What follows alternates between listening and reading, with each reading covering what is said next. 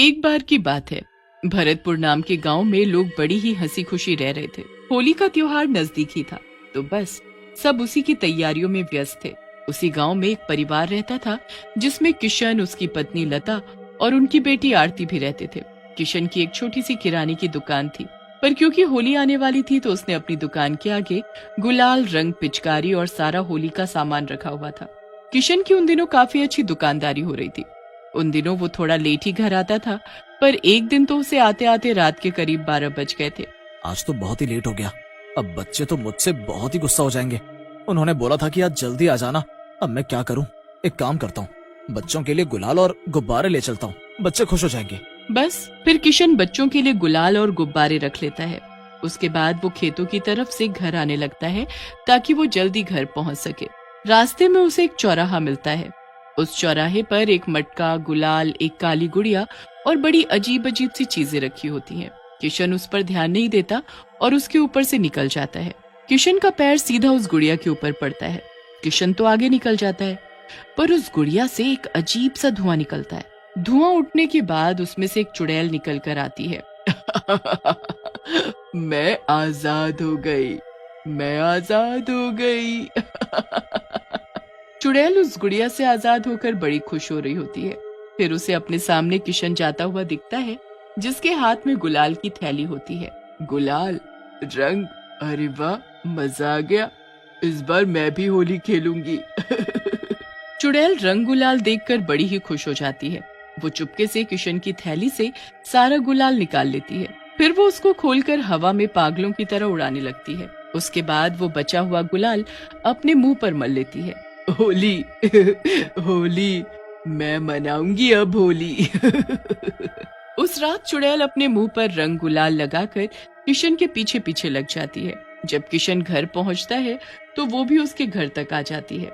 अब घर पहुंचकर किशन थैली में से बच्चों को गुलाल निकाल कर देने लगता है, तो उसे थैली में कुछ मिलता ही नहीं है।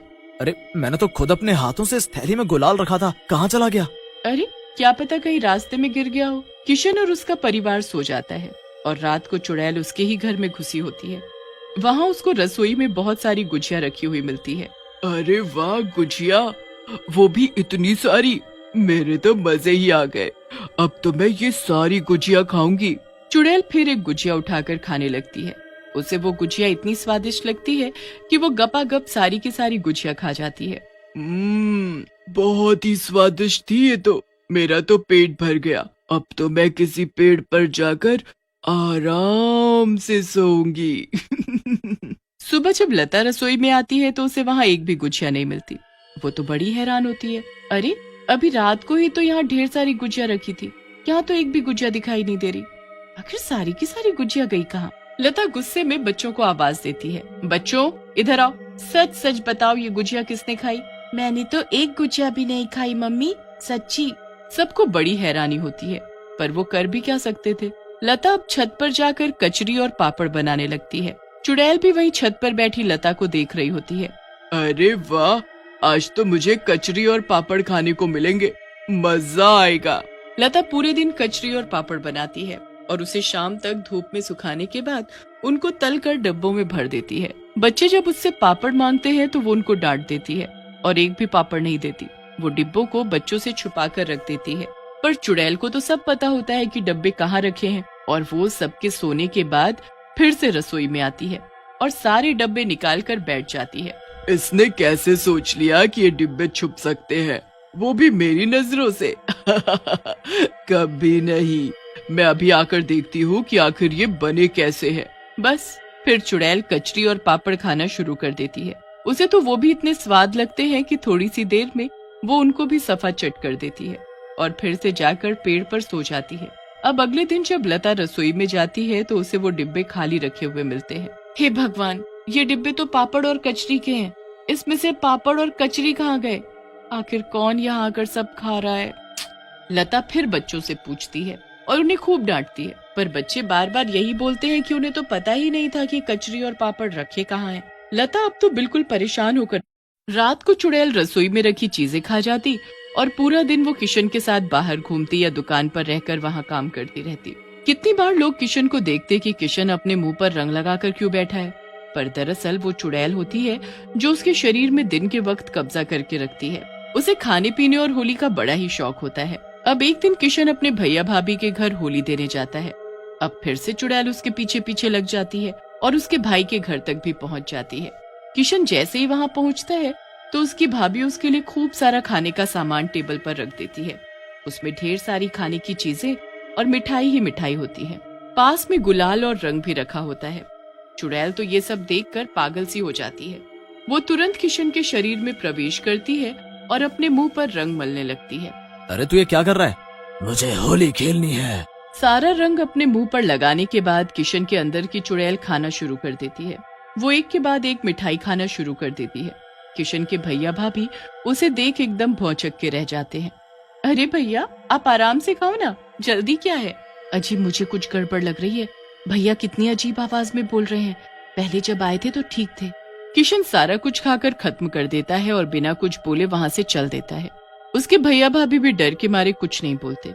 ये बात हमें लता को बतानी होगी। किशन का बड़ा भाई उसके पीछे पीछे जाता है। पूरे रास्ते वो उसके ऊपर नजर रखता है। किशन रास्ते में रुककर कुछ लोगों को देखने लगता है जो होली खेल रहे होते हैं और फिर उनके साथ पागलों की तरह होली खेलने लगता है। किशन के भाई को कुछ समझ नहीं आता। वो जल्दी से उसके घर पहुंचता है और लता को सारी बात बताता है। भैया, वो यहाँ भी अजीब सा बर्ताव कर रहे हैं। बच्चों को खेलने नहीं देते और उनके गुब्बारे खुद मारने लगते हैं। सारा गुलाल और रंग खुद पर मलने लगते हैं। किशन पर किसी भूत चुड़ैल का वास है। हमें ऐसे कहीं दिखाना होगा जल्दी, वरना एक बार होली का दहन हो गया तो इससे पीछा छुड़ाना मुश्किल हो जाएगा। बस जैसे ही किशन घर आता है वो उससे पहले एक तांत्रिक को घर बुलाकर रखते हैं जो घर में सारी तैयारी करके रखता है। ये सब क्या है? ये किसने किया? कौन है तू? तू बता, तू कौन है और यहाँ इस घर में कैसे पहुंची? आखिर तूने इसके शरीर पर कब्जा क्यों किया? ये सुनकर चुड़ैल किशन के शरीर से बाहर आ जाती है। अब तुझे पता चल ही गया है तो तुझसे क्या छुपना।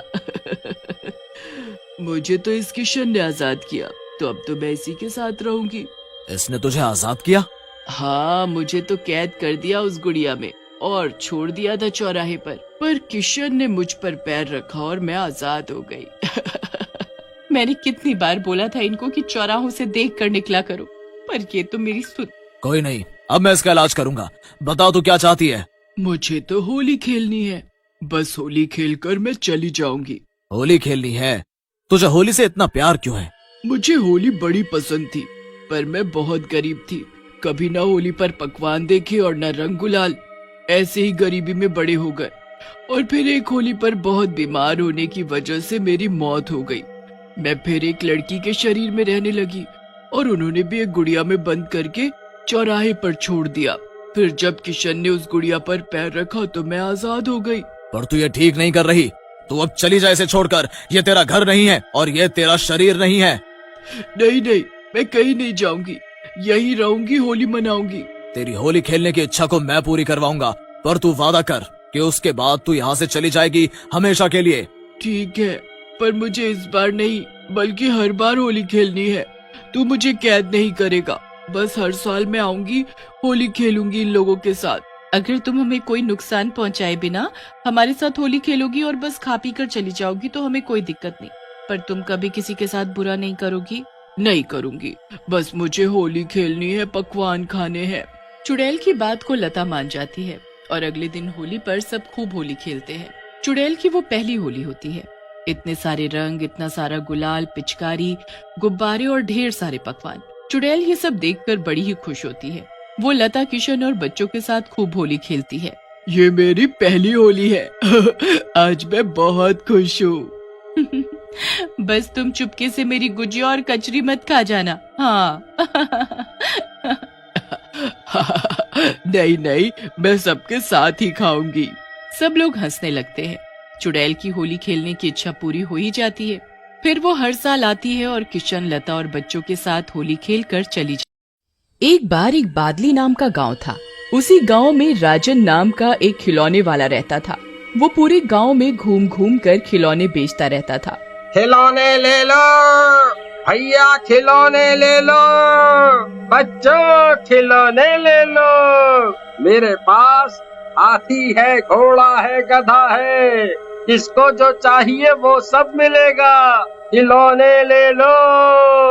एक दिन राजन उसी जंगल वाले रास्ते से अपने घर की तरफ आ रहा होता है कि अचानक उसे डरावनी आवाजें सुनाई देती हैं। अरे बाप रे, ये डरावनी आवाजें कहाँ से आ रही हैं? भाग ले राजन बेटा यहाँ से। रात हो जाती है, जंगल में अंधेरा छा जाता है और चुड़ैल वहाँ आ जाती है। राजन उसे देखकर बहुत डर जाता है। अरे चुड़ैल जी, मुझे छोड़ दो, मैं बहुत गरीब हूँ, मुझे मारकर आपको क्या मिलेगा? राजन की ये बात सुनकर चुड़ैल सोच में पड़ जाती है। क्या तो ये सूखा सही रहा है। वैसे तो इसमें मांस तो है नहीं और शक्ल से चूसा हुआ आम लग रहा है। इसे मारने से अच्छा है क्यों ना इसके शरीर में घुस जाऊं और गांव में चली जाऊं। वहां तो बहुत से शिकार मिल जाएंगे। ये सोचकर चुड़ैल राजन के शरीर में प्रवेश कर जाती है। जैसे ही चुड़ैल राजन के शरीर में प्रवेश करती है, उसे बहुत दर्द होता है और वो बेहोश हो जाता है। मुझे इतना दर्द क्यों हो रहा है? मैं बेहोश हो रहा हूँ, कोई बचाओ मुझे। अगले दिन सुबह राजन को होश आता है और वो अपने घर की ओर चल देता है। उसकी बीवी चमेली, जो कि बहुत खड़ूस और लड़ाकी होती है, उसका इंतजार कर रही होती है। आ गए बच्चों के सुपरमैन, कहाँ थे रात भर? रात में खिलौने कहाँ बिकते हैं? किसके साथ थे? तू कुछ टॉक टाइम से ज्यादा नहीं बोलती, चुप कर, नहीं तो घर से बाहर निकाल दूंगा। जब देखो पटर पटर करती रहती है, चिकचिक भी है क्या? ये सुनकर चमेली काफी डर जाती है और राजन भी वहाँ से चला जाता है। आज ये चूहा शेर कैसे बन गया? वैसे तो इसके मुंह से एक शब्द भी नहीं फूटता था। अगले दिन राजन खिलौने बेचने निकलता है। खिलौने ले लो, खिलौने वाला आया है, खिलौने ले लो। हाथी है, घोड़ा है, बकरी है, गाय है, ले लो, नौस मिटो, ले लो, कोई तो। तभी राजन का दोस्त शामू बाहर निकलता है। राजन की आंखें लाल होती हैं। राजन के अंदर की चुड़ैल शामू को देखकर खुश हो जाती है। क्या तंदुरुस्त शिकार है, आज तो मजा आ जाएगा। आज फिर पार्टी हो जाएगी। अरे राजन, कई दिन बाद आए इस तरफ, मुझे एक हाथी का खिलौना दे दो, मेरा बेटा मांग रहा है। ओहो भाई, अरे मैं वो तो दुकान पर ही भूल गया। एक काम करो ना, शाम को आकर दुकान से ही ले लो, थोड़ी बातचीत भी हो जाएगी। ठीक है राजन, मैं फिर शाम को मिलता हूँ। शामू को रात में काफी देर हो जाती है, लेकिन राजन उसका अपनी दुकान पर ही इंतजार कर रहा होता है।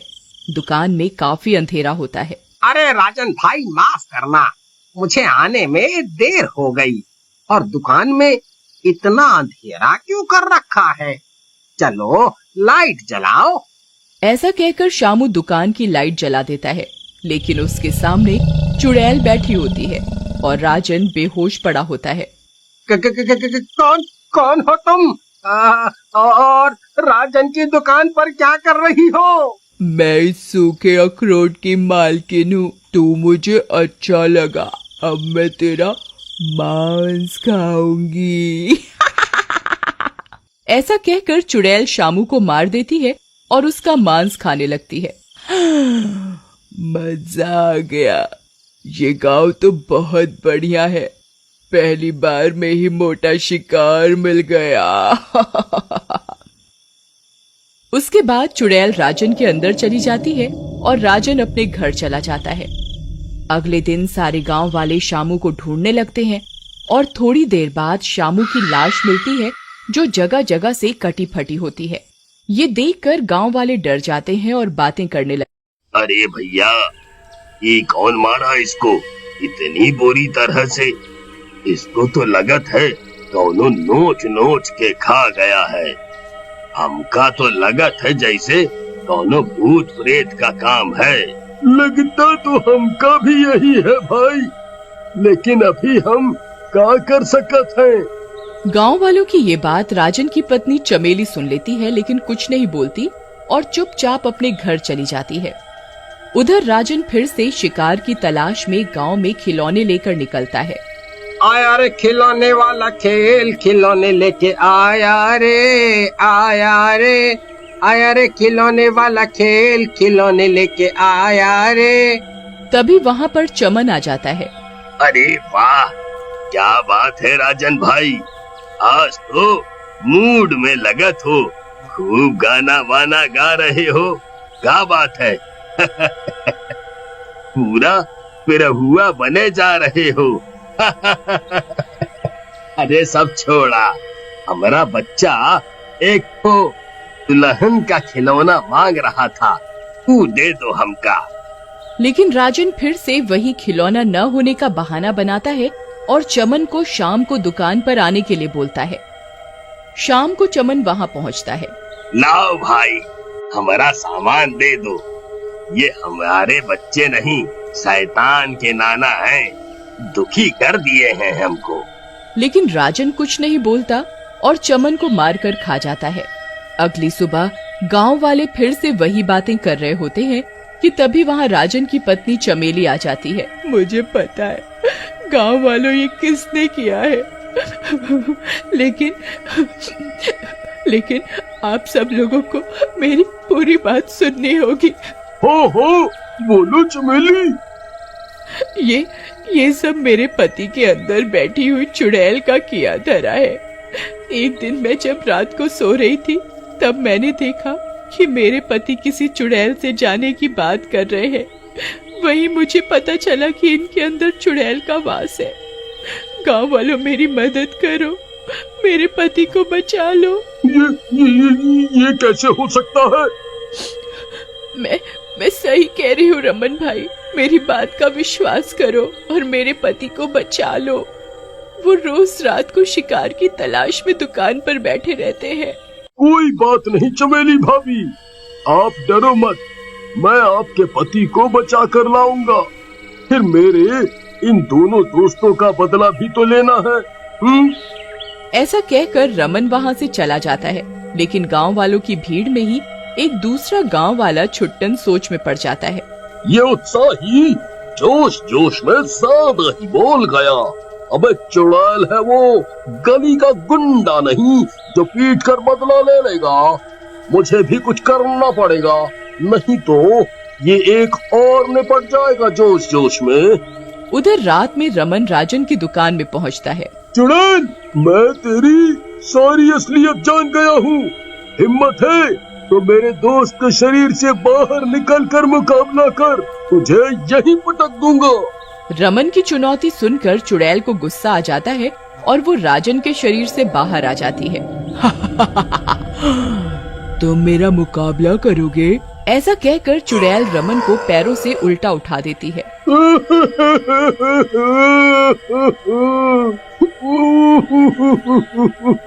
अरे मर गया रे, ये बहादुरी तो महंगी पड़ गई। कोई बचाओ मुझे, बचाओ बचाओ, आई मम्मी बचा लो।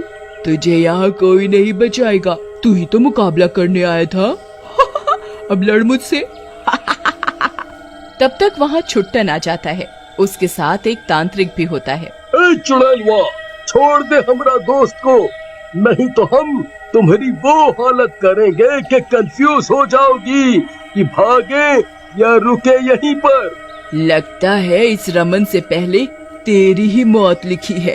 ऐसा कहकर चुड़ैल छुट्टन की तरफ भागती है, लेकिन तांत्रिक उसे मंत्रों की ताकत से एक लोहे की चेन में बांध देता है। बहुत निर्दोषों का खून बहाया है तुमने, अब तुम्हारी बारी है। उसके बाद वो तीनों उस चुड़ैल को एक भारी पत्थर से बांधकर एक नदी के अंदर फेंक देते हैं। चुड़ैल की नदी में जाते ही राजन को होश आ जाता है। वाह वाह, मैं ठीक हो गया।